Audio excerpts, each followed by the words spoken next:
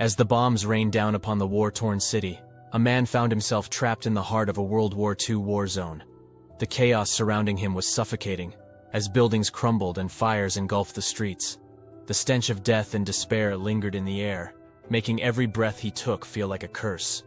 His name was Thomas, a soldier who had been separated from his unit during a vicious battle. Alone and disoriented, he stumbled through the ruins, desperately seeking shelter from the relentless onslaught. The flickering flames and distant sounds of gunfire served as a grim reminder of the horrors that lurked just beyond his line of sight. Each step he took was met with trepidation, his senses heightened to the point of paranoia. Shadows danced and whispered, as if the city itself had become a malevolent entity, eager to claim his soul. The moon, obscured by clouds, offered no respite from the encroaching darkness, leaving Thomas at the mercy of his own imagination. He found solace in an abandoned building, its dilapidated walls providing a frail shield against the nightmarish world outside. The rooms were in disarray, remnants of the lives once lived within these walls strewn about like broken memories. The cold wind seeped through cracks, moaning mournfully as it whipped around the corners, heightening the sense of isolation. With each passing hour, the weight of the war pressed upon Thomas, threatening to break his spirit. He would often sit in silence, his mind haunted by the faces of fallen comrades, their desperate pleas echoing in his ears. Was he fated to join them in this twisted dance of death? One moonless night, as Thomas huddled in a corner, he heard a soft, unearthly whisper. It was almost imperceptible, but it sliced through the stillness like a phantom's call. His heart raced as he strained to listen, his instincts warning him of impending danger. The whisper grew louder, filled with malicious intent, sending shivers down his spine. Suddenly the room plunged into darkness. The air turned frigid, and Thomas's breath became visible in the icy gloom. Trembling, he reached for his flashlight, his fingers fumbling as he desperately searched for salvation. With a click, the beam of light pierced the obsidian veil, revealing a grotesque figure lurking in the shadows. The creature was a twisted amalgamation of bones and sinew, its hollow eyes devoid of life. Its mangled form twitched and convulsed, as if the horrors of war had been etched into its very essence.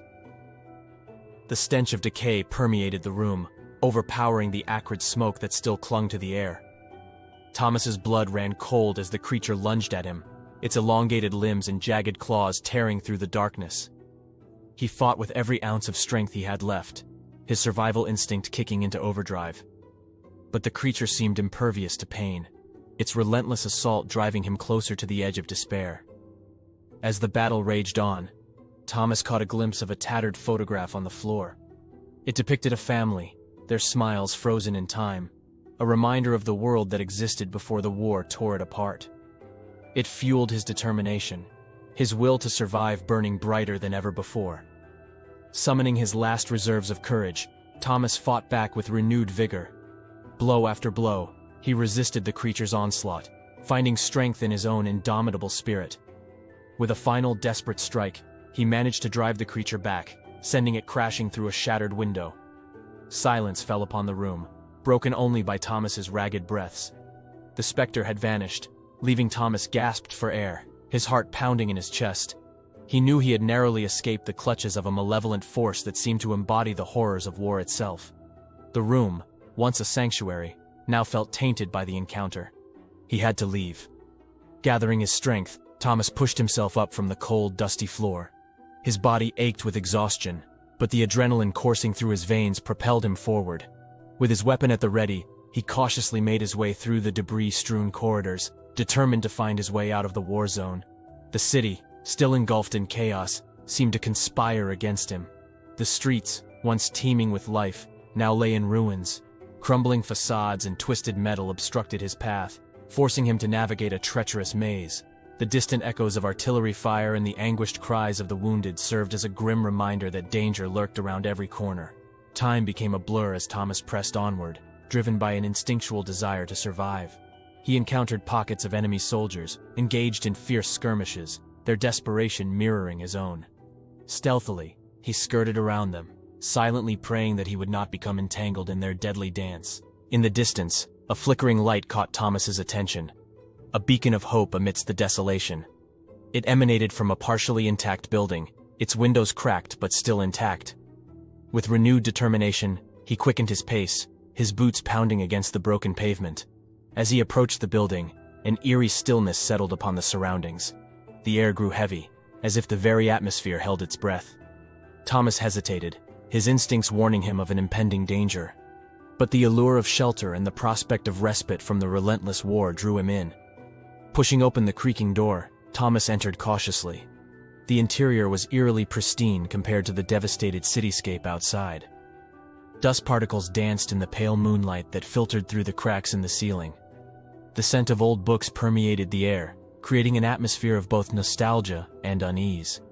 Rows upon rows of shelves filled the room, each laden with ancient tomes and artifacts. The collection appeared both mystical and forbidden, as if secrets long forgotten were contained within those weathered pages.